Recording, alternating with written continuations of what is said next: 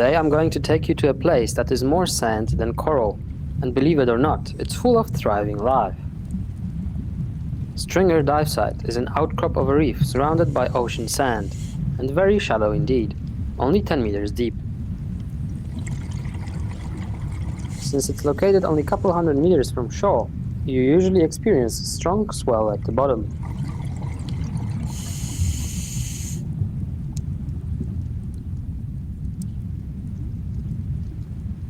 First and foremost, this is the favorite place for giant honeycomb moray eels, growing even up to 2 meters.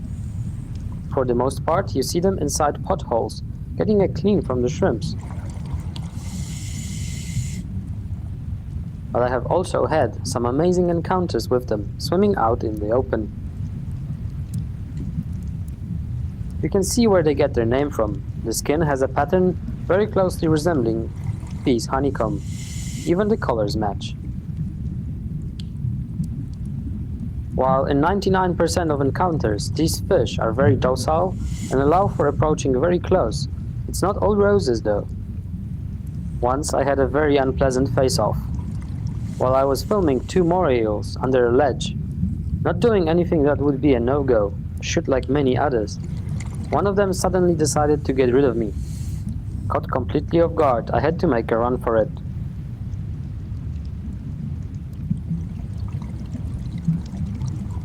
Since then, I am much more cautious with them, even when they seem completely ignorant of my presence.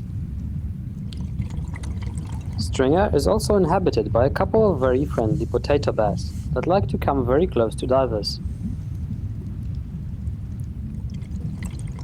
They can behave so lethargic that sometimes it looks like they are really bored with the surroundings.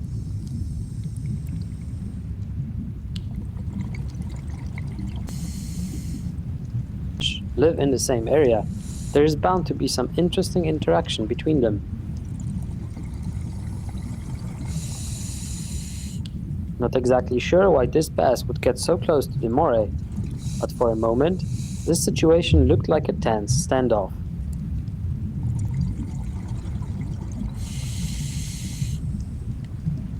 Obviously, the moray was less interested in taking it further, and gracefully swam away, leaving us divers in awe of what we saw.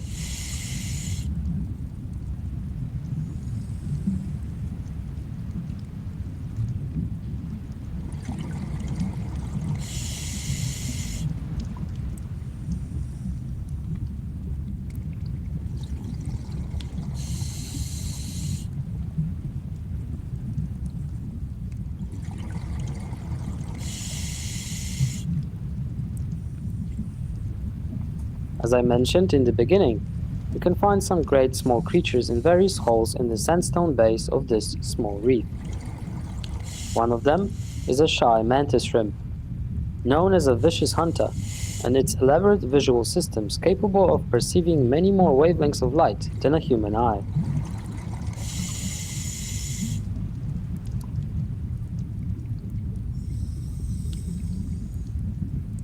Later on, if you have a good eye, you can spot what we call paperfish, colorful fish that occupy a small patch of reef for the most part of their lives. They are clumsy swimmers and rather lie in wait for passing prey.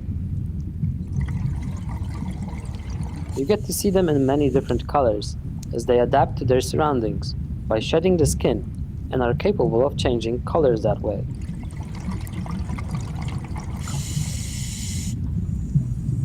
This reef is a kingdom for rays. With so much sand, bottom-dwelling rays love to hang around.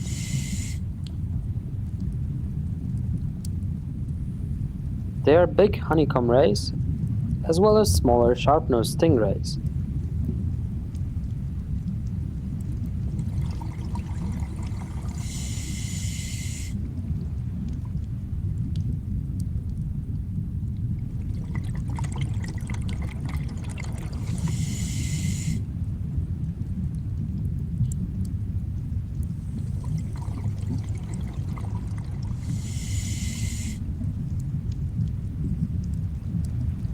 This weird-looking one is an electric ray, capable of producing an electric discharge of up to 220 volt for defense or to stun prey.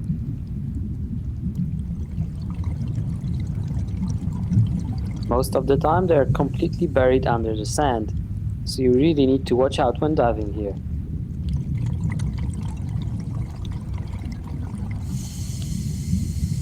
Finally, this is the place where I had one of my most amazing sightings in the entire ocean. A school of hundreds of small devil rays, like an endless flock of birds, passed by near the reef. They were very quick, and it was hard for me to keep up with them, but that was a 1 in a million sighting.